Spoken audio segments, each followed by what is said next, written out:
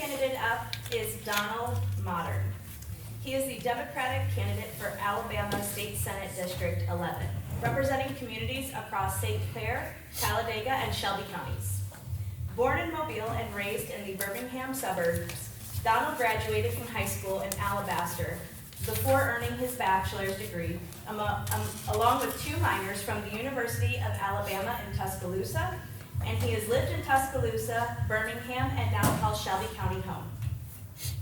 With a background in local journalism, Donald's campaign is rooted in a belief that Alabama deserves leadership that focuses less on political theater and more on the real issues that working families face. Infrastructure, public safety, healthcare access, government transparency, individual liberty, and the basic responsibility of making government work for the people that it serves.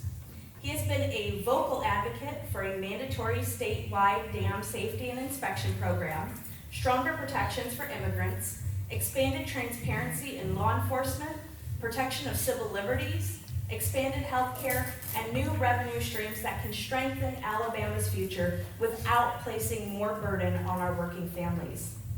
Above all, Donald believes Alabama is not helpless. It's not a punchline, and it certainly is not destined to remain at the back of the line.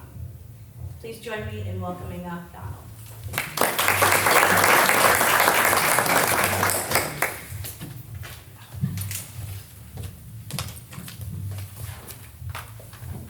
Let me just say, good evening, everyone. Good evening. Across this country and throughout this state, there currently exists a profound lack of confidence and trust in our government. People no longer believe that those in power are listening to them. They do not believe that government institutions are working in their interest, that the law is being applied equally, or that the promises made during an election year will survive beyond election day. And that lack of trust did not appear out of nowhere. It has been earned through years of secrecy, neglect, broken promises, and elected officials who too often seem more interested in preserving their own power rather than serving the people who gave it to them. So tonight I want to speak about what I believe the people of this state should be able to expect from their government. What we are entitled to as citizens, as taxpayers, and as human beings. That we are guaranteed the right to choose our own representation in this country. That we have access to a healthcare system that does not bankrupt us for getting sick. That we have public schools that prepare our children for the future. And that we have every right to expect that those within government serve honorably and follow the laws they pass. These are not extreme positions. They are the basic requirements of a government that respects the people that it claims to represent. And I feel confident saying to you here tonight that Alabama is dramatically failing to meet those expectations, and that those in power are perfectly aware of it. Our state government has routinely behaved as though this state belongs only to the politicians running it. They draw and redraw districts to protect themselves. They divide communities whenever they become politically inconvenient. And they expect you to quietly accept whatever arrangement they design and hand down. For decades, they have chosen their own self-preservation at the expense of representation. A government that places its own power above the rights of the needs of its people cannot simply demand their confidence or their trust. Trust must be earned through good faith action and transparency. Now, my grandfather was a police officer, and he retired as the assistant chief of police in Alberta, Alabama. It was through him that I developed my deep respect for those who serve in law enforcement. But he also forged my understanding that those who hold authority also carry with them an incredibly serious responsibility to the public. As he would have insisted, supporting any institution does not require us to abandon our demand for accountability.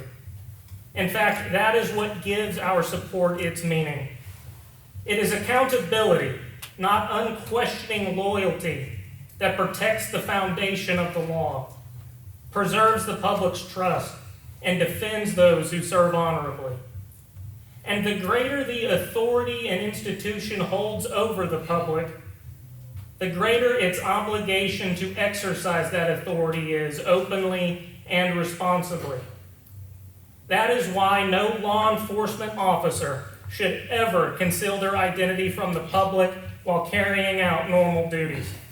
Why no agency should hide behind secrecy when a person has been seriously injured or killed. Why no grieving or worried family should have to protest in the streets just to receive information about a loved one. Why body camera footage should not be treated as public evidence when it supports an official narrative and locked away in a locker when it raises uncomfortable questions. Nor should government agencies bury the truth, discredit those asking questions, or close ranks simply because they are afraid to admit that a mistake was made somewhere down the line. And those who break the law should face consequences no matter their status or their position. But it is not just about rooting out the bad actors. Pursuing accountability also requires us to confront the preventable suffering that our leaders have chosen to tolerate in this state. There is nothing okay about a person being afraid to call an ambulance because they are worried about a bill. There is nothing tolerable about a grandmother skipping her meals while she debates which prescription she can afford that month. And there is nothing acceptable about parents delaying the care for a sick child because their deductible is more than they have in savings or available to them. But here in Alabama, all of this happens every single day. In 1980, there would have been no question across most of this state that there was a nearby hospital that could provide an expecting mother with both maternity care and a labor and delivery unit. But in 2026, Shelby County, the most economically developed county in the entire state of Alabama, is entering its third year without a single hospital that can offer the same. Providence Hospital in Mobile has shuttered their unit, and more closures are on the way and in the pipeline. Rural hospitals and maternity wards are closing across the state of Alabama, with half of this state's rural hospitals currently considered at risk for closure. Healthcare is not just some talking point. It is a mother trying to find a hospital that will deliver her baby. It is a waitress whose chest has been hurting for 3 days but who cannot afford to miss work to go to the hospital. It is a diabetic that is stretching their insulin until the next payday. And it is you and every member of your family. Across Alabama, people are driving farther for care, waiting longer for their appointments, and paying more to receive less. We have reached a crisis point in the state of Alabama. Our state must strengthen our rural hospitals and our clinics. We must expand access to prenatal, maternity, and infant care to regain the grounds we have lost. We must recruit doctors, nurses, dentists, and mental health professionals into the communities that have gone without them for too long. We should create stronger partnerships with community colleges and universities to train healthcare workers here in Alabama and help them remain here after they graduate. And we should immediately expand Medicaid by accepting the federal funding Alabama has continued to leave on the table out of a misguided pride. I am firm in the belief that health care should never be a luxury item in the United States of America, and no working family should be financially ruined because someone had the sheer audacity to get sick or have an accident. A government that cannot protect the basic health of its people has no business congratulating itself for its own leadership. Which brings me to what our leaders have allowed to happen to our public education in this state. We asked teachers to educate our children, identify abuse, manage behavioral problems, respond to emergencies, communicate with parents, administer tests, and also somehow solve every single social problem that rears its head in their classroom. Then we accuse them of failing when we refuse to provide the basic resources they need to do those jobs. I'm here to say that caring about children requires more than just mentioning them during a political campaign. It means funding their schools and respecting their teachers, making sure that our classrooms are safe, clean, that they have books, that they have working air conditioning and basic supplies. It means ensuring that students have access to counselors, nurses, libraries, arts programs, technical education, and safe transportation. Our teachers should not have to purchase tissues, paper, markers, and other classroom materials out of their own salaries, especially when lawmakers in Alabama can magically produce millions of dollars on utter nonsense, like renaming the Gulf of Mexico. Because that is not accountability. I consider that to be abandonment. I fundamentally reject the idea that the solution to struggling public schools is to remove even more money out of them. Because public money should go to public education. The overwhelming majority of Alabama's children attend public schools. Those institutions belong to their communities. Those communities have every right to expect that their tax dollars will support them and not some private school that locks a child's education behind a paywall. Our educators should be allowed to teach, and our students should be allowed to learn. And our local school boards should be allowed to govern without legislators in Montgomery turning every single classroom into another battlefield in their dramatic race to the bottom. If we are to move forward in Alabama, education must also prepare students for more than just one path. Yes, college is valuable and it should be affordable, but it is not the only route to a successful life. We desperately need stronger career and technical education in this state. We need apprenticeships, community college partnerships, and programs that allow students to graduate with certifications that lead directly into good paying work. A young Alabamian who is interested in welding, mechanics, plumbing, electrical work, construction, or agriculture should be able to begin building their career before ever leaving high school, because there is dignity in every single honest profession. Our education system should help students discover where their own interests and skills can take them, instead of simply telling them that success comes in only one form.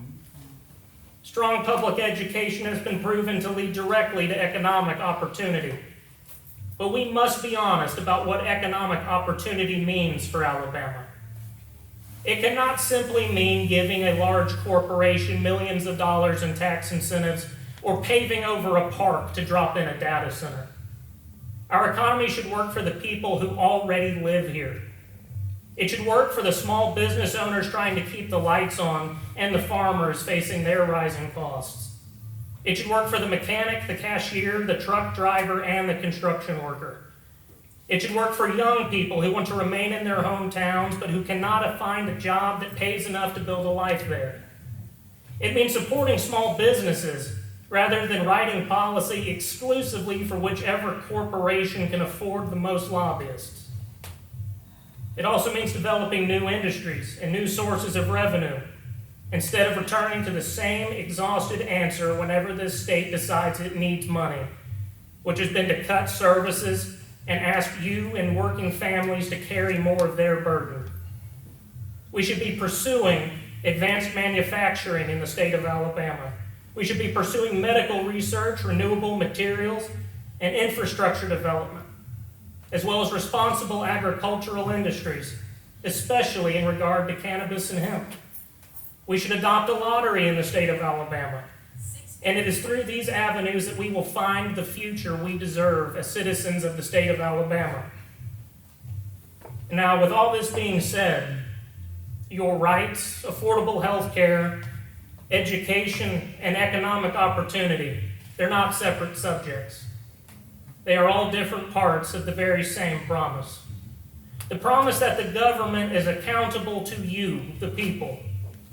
And for too long, Alabama's leaders have asked us to remain angry at one another so that we do not notice what they have failed to do. They want rural Alabamians angry at those in the cities. They want working people angry at those who've lost their jobs. They want parents afraid of the teachers, communities suspicious of your neighbors, and voters convinced that anyone who disagrees with them is an enemy. But I'm running for the state senate because I know in my heart we can all do better than this. And I believe when the people of this state finally stand up and say to them and everyone else that enough is enough, there will never be a political machine powerful enough to stop them. We need to finally recognize who the real problem in this state is and hold them accountable in November. This state and its government belong to you. Its future belongs to you. And it is long past time that we all began acting like it. Thank you.